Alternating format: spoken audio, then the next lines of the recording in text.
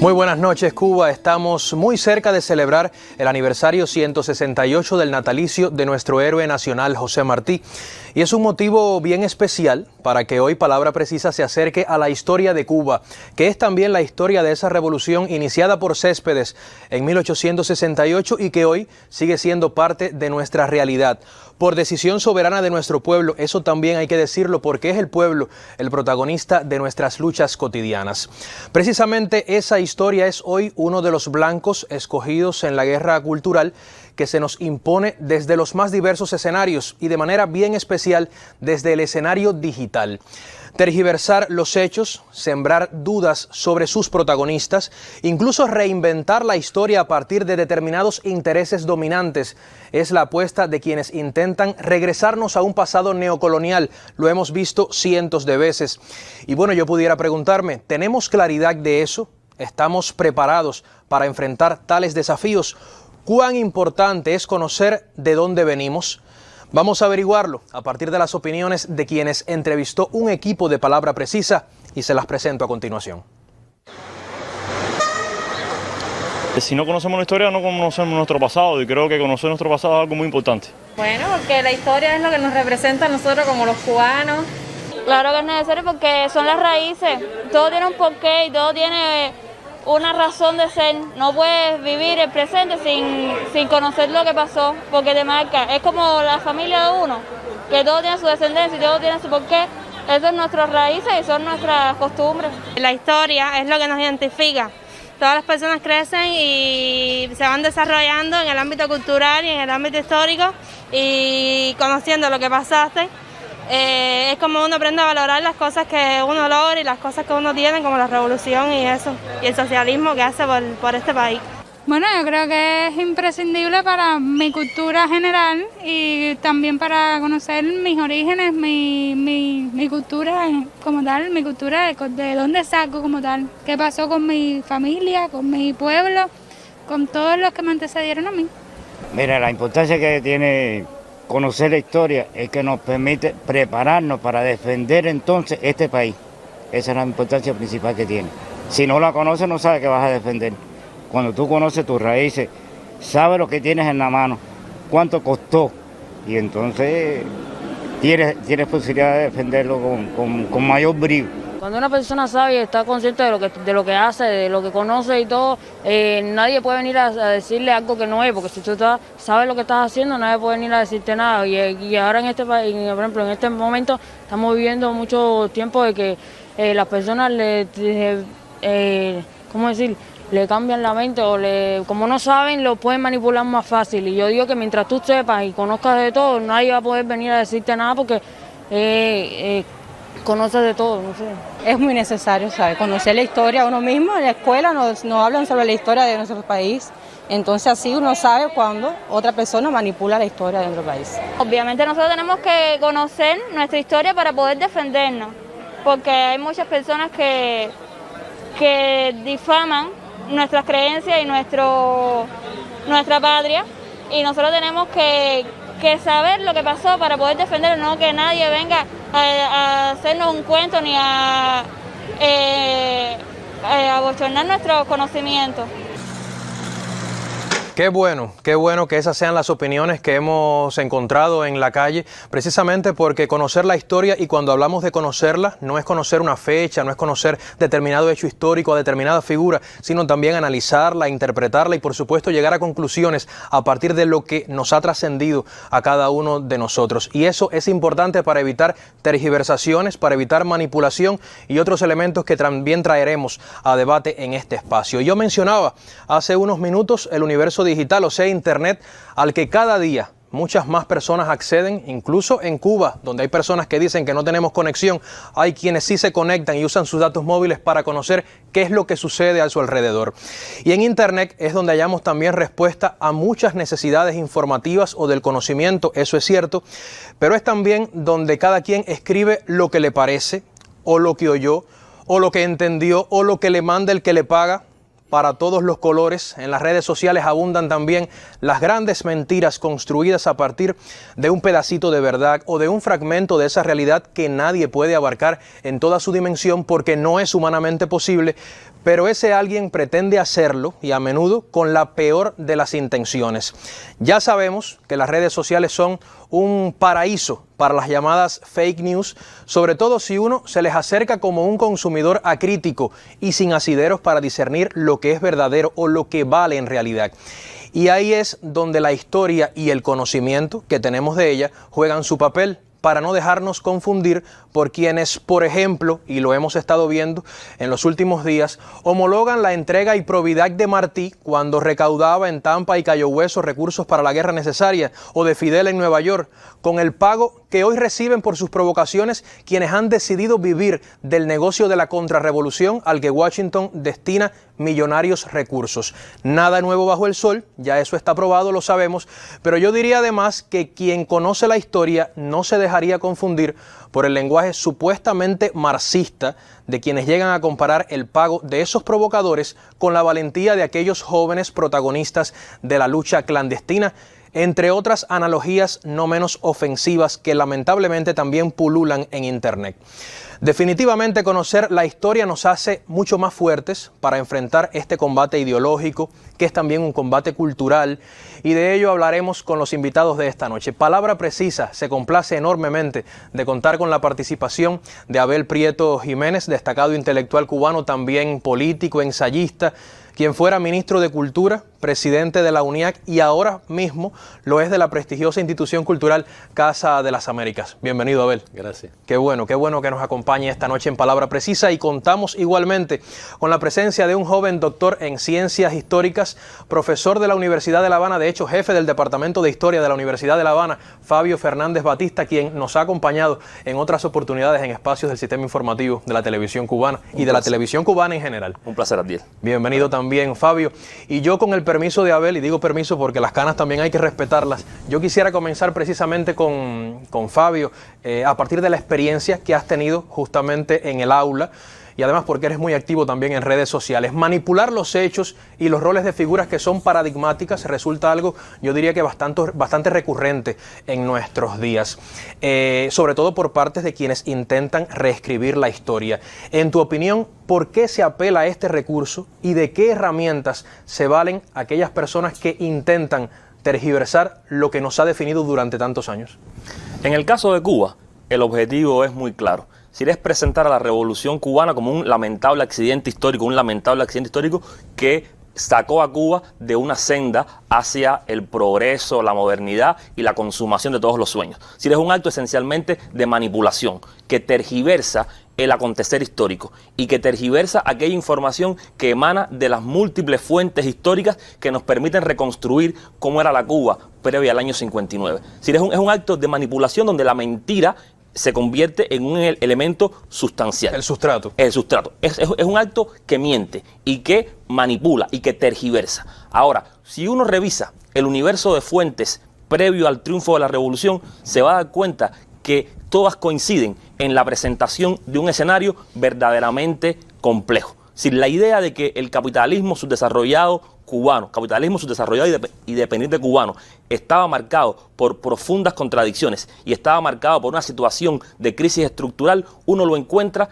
en una mirada sensata a ese pasado prerevolucionario. Lo ve en la historia más soberana de Fidel Castro, pero lo ve también en el informe Truslow, que hace una comisión de especialistas norteamericanos que vienen a Cuba convocados por el gobierno de Carlos Prío. Lo ve en Blas Roca, pero lo ve en los resultados de la encuesta que hace la Asociación Católica Universitaria y que demuestran esa situación dantesca que existía sobre todo en los campos cubanos. Pero lo ve perfectamente si uno revisa la producción literaria de la época y lee o ve una obra como Aire Frío de Vigilio Piñera y ve la situación de esa familia cubana que encabezada en ese caso por Luz Marina. Los dramas de Luz Marina eran los dramas de la familia cubana o de muchas familias cubanas en el contexto de la Cuba previo a la revolución. Ahora, es evidentemente una operación que busca escoger elementos puntuales y tergiversar a partir de ellos, construir una historia a partir de ejemplos que no resisten un análisis serio. Determinados paralelismos, por así decirlo. Exactamente. Pero, por ejemplo, la imagen de construir una Cuba boyante en los 50 es un acto esencialmente de falsedad, que incluso asume determinados resortes y cree que con ellos puede explicar absolutamente todo. Te pongo un ejemplo. Se habla mucho de la Cuba en la Cuba en la que se construye mucho en la década del 50. Esa Cuba de los rascacielos del Vedado. Una suerte de paraíso terrenal. Exactamente. Y están las fotos de los rascacielos del Vedado, pero se esconden las fotos de las yaguas. Pero incluso hay que ir mucho más allá. Es interesante cómo no se quiere entender que esa imagen de una Cuba de crecimiento constructivo es realmente una máscara que está escondiendo grandes problemas, porque nunca se conecta los rascacielos del Vedado con algo que se llamó la política de gastos compensatorios de Batista, que era una política que nacía de intentar resolver elementos que nacían de la deformación estructural de la economía cubana. Yo estoy atado a un producto como el azúcar, por poner un ejemplo, los precios del azúcar no están demasiado bien, estoy obligado a restringir la zafra, y cuando yo restringo la zafra, eso genera una dinámica de desempleo y una dinámica muy compleja dentro de la realidad del país, y eso me obliga a intentar compensar por algún lado. Y ahí está esa política que aupa la construcción de importantes elementos de infraestructura. Es parecido a lo que hizo en su momento Machado. Uno ve el Capitolio y dice, qué Cuba tremenda que construye el Capitolio, pero eso es una máscara. Y eso se lo debemos a Machado además, como también se le deben otras cosas. Eso es una máscara que está escondiendo los grandes problemas que había en la época, por no hablar que fue una política que abrió el camino a la posibilidad de la corrupción y montones de elementos. Pero hay un elemento que yo creo que es fundamental, y es que muchas oportunidades nos pueden vender gato por liebre porque no contamos la historia desde todos sus matices. A veces hemos contado una historia demasiado en blanco y negro, claro, y se aprovechan de los vacíos que dejamos. Yo creo que todo puede ser explicado, y un análisis serio permite romper con mucha facilidad ese discurso que asume la existencia de una Cuba paradisíaca que la revolución destruyó. Fabio, pero llenar esos vacíos es una manera de desmontar también cada uno de esos argumentos. Exacto. Sí, la cuestión es que hay que explicar, sí, hay que conectar los rascacielos del Vedado en la época con el tiempo muerto. Si no somos capaces de hacerlo y nos quedamos con el discurso epidérmico, si nos quedamos además con el discurso superficial, ahí sí literalmente estamos embarcados. También tenemos que mirar la realidad histórica con coherencia. Cuba no era Haití, eso hay que reconocerlo. Claro. Si Cuba no era Haití, e ir con la respuesta facilista lo que hace es dar argumentos a quien se aproveche entonces del matiz que has dejado afuera para reconstruir la historia en función de deslegitimar el cambio revolucionario. Porque ese es el objetivo, presentar a la revolución como un accidente que rompe ese avance de Cuba hacia el progreso, lo cual no es real, porque la crisis del capitalismo deformado y dependiente cubano era evidente. Ahora, esa visión también es la que se defiende desde el aula universitaria, es lo que se pretende también de cada una de las personas responsables con enseñar la historia de Cuba. Yo te diría que ese es el deber ser. No siempre somos capaces de lograrlo. Y yo creo que hay responsabilidad en lo que pasa en el aula. Pero si me preguntas a mí, en muchas oportunidades el principal problema está aquí en la divulgación histórica que sale incluso del aula. Es decir, a veces le exigimos únicamente a la escuela y no es la escuela el único espacio, claro, donde discurre la formación histórica del ciudadano. Y yo creo que muchas oportunidades, aquí tienen que ver los medios de comunicación. Hemos presentado una visión demasiado plana del pasado, un pasado demasiado sencillo que se explica muy fácil, y hay que ser capaz de incorporar los matices, hay que ser capaz de entender la historia en toda su complejidad. Si explicamos la historia desde la complejidad que emana de ella, no damos espacio a que la manipulen en contra nuestra.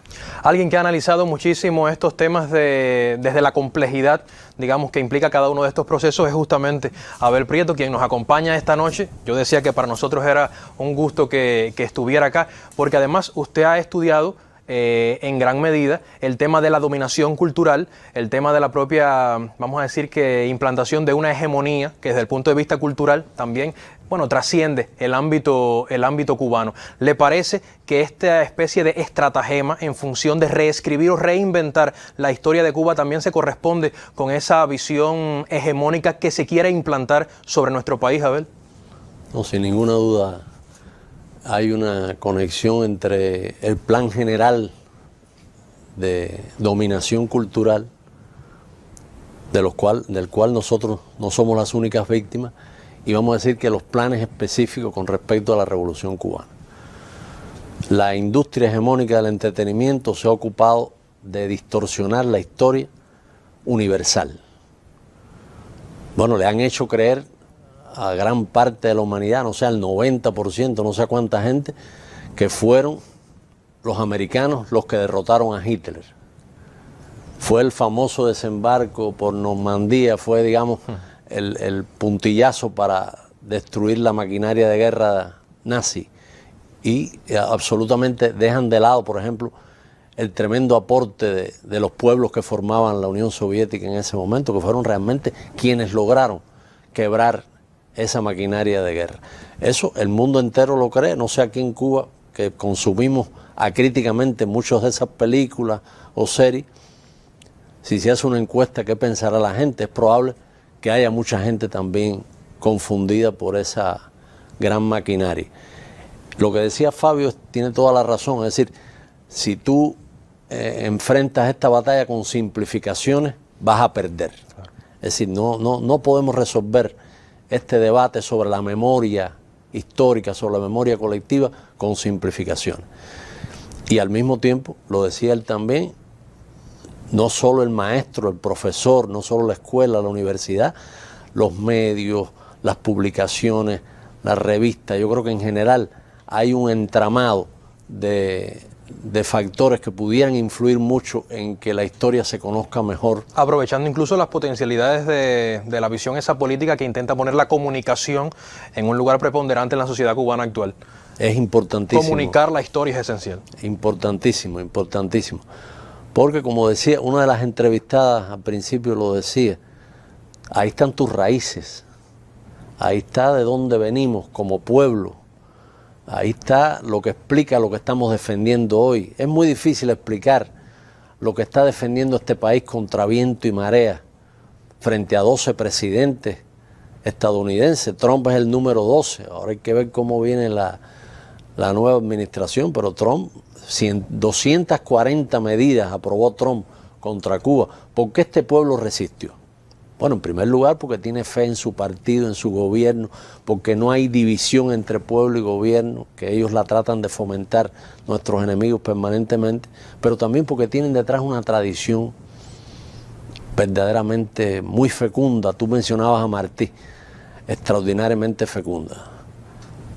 Fidel, acuérdate que declaró a Martí autor intelectual del asalto al Moncada, es decir, ese sentido histórico que estuvo en la generación del centenario, que estuvo en Fidel, en Raúl, en los moncadistas, ese sentido histórico que estuvo después en Mella, en Guiteras, que estuvo en los revolucionarios del siglo XX hasta llegar a la revolución del triunfante en el 59, lo ha tenido nuestro pueblo durante más de 60 años.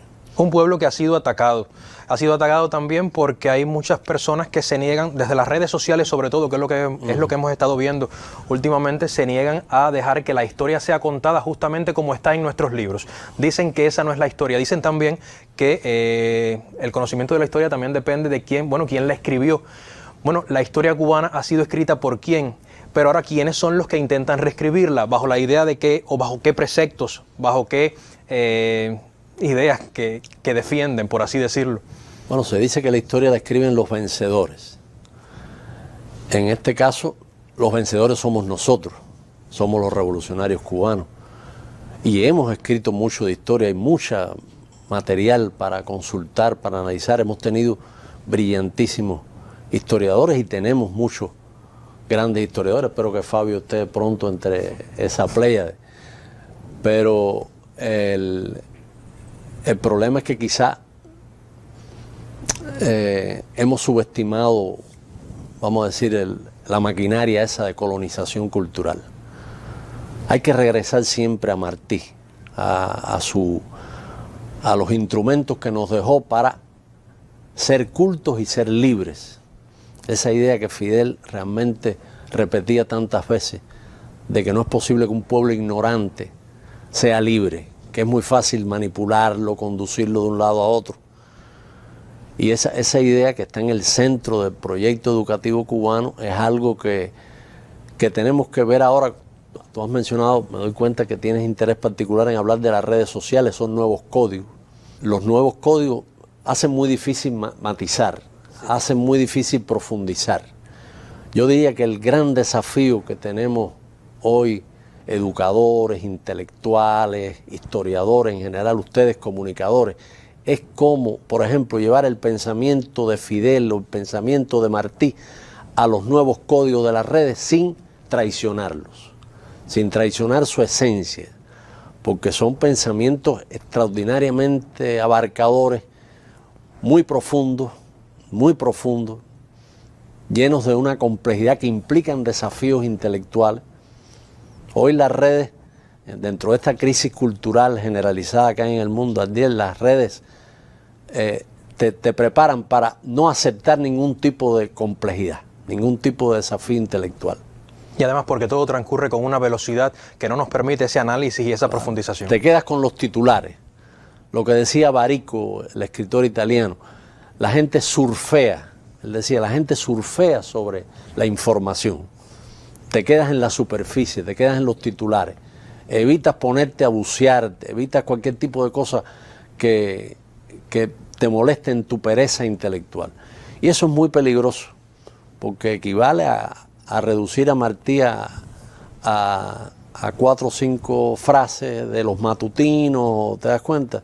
O a un busto, o reducir a Fidel a frases sacadas de contexto. Ese no es Fidel ni ese es Martí, y lo saben nuestros maestros, lo saben nuestros intelectuales.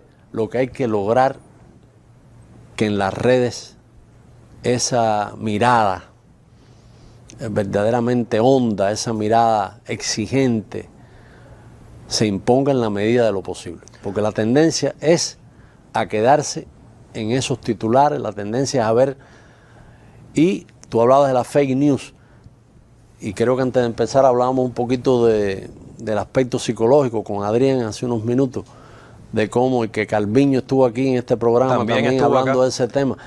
Ese tipo de noticia falsa tiende a crear una reacción o de rechazo o de entusiasmo, pero no es una reacción reflexiva, y la gente tiende a replicarla sin pensar, sin buscar las fuentes, sin buscar realmente de dónde proviene esa noticia que les ha llamado la atención, y la tendencia es inmediatamente a compartirla con sus amigos en Facebook, con sus seguidores en Twitter.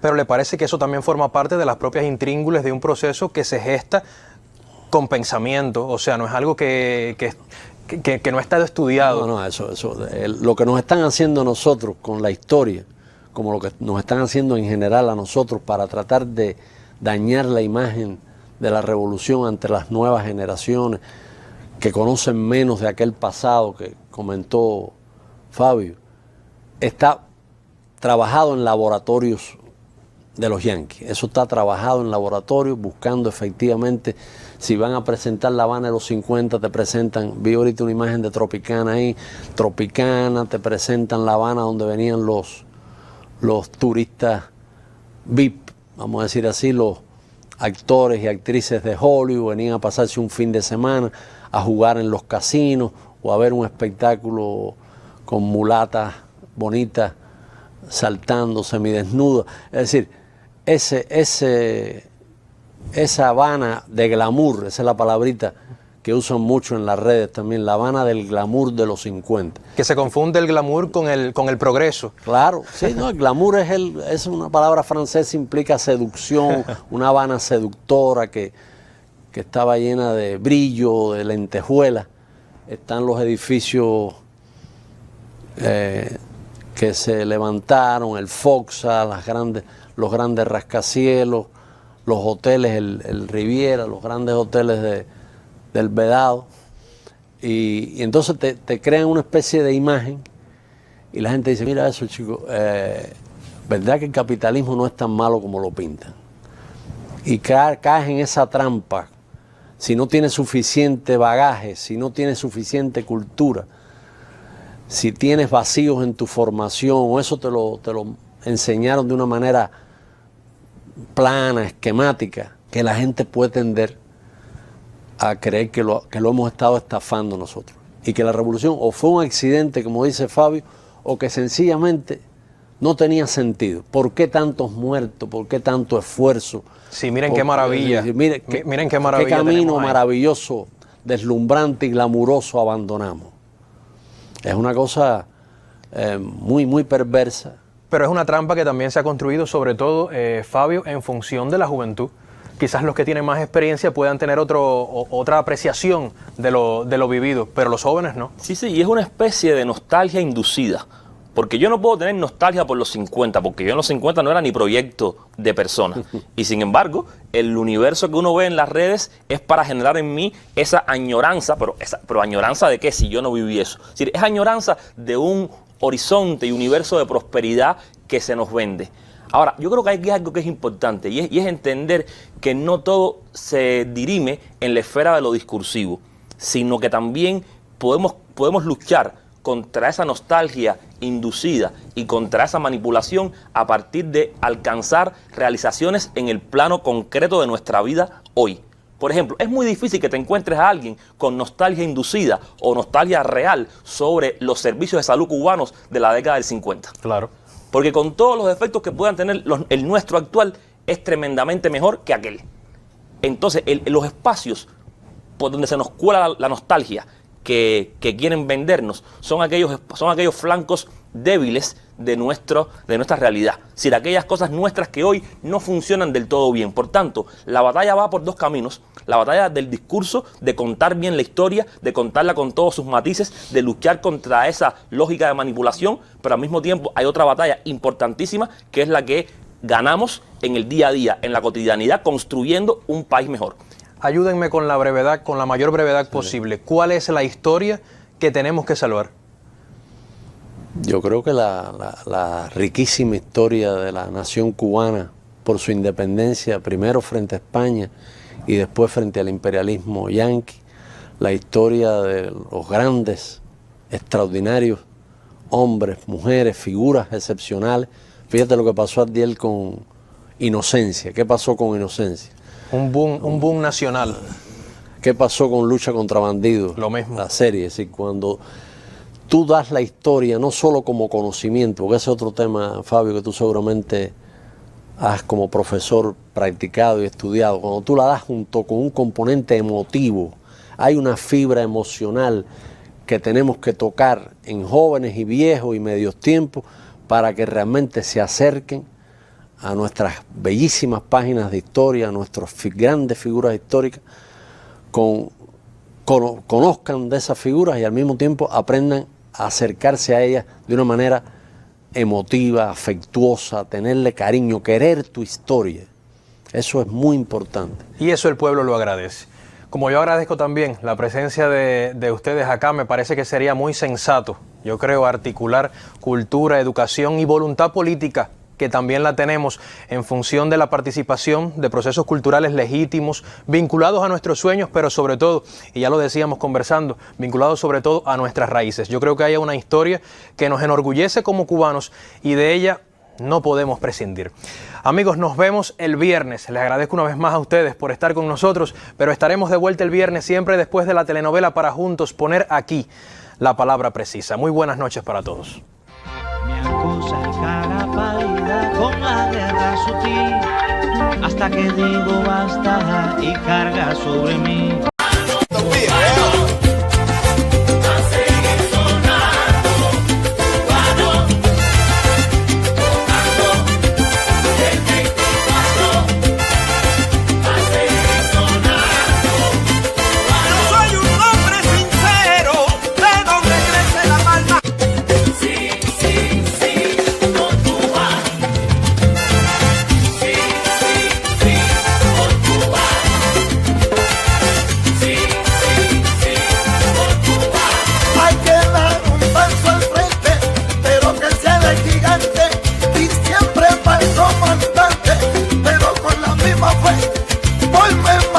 de pie cuando el santo se me sube.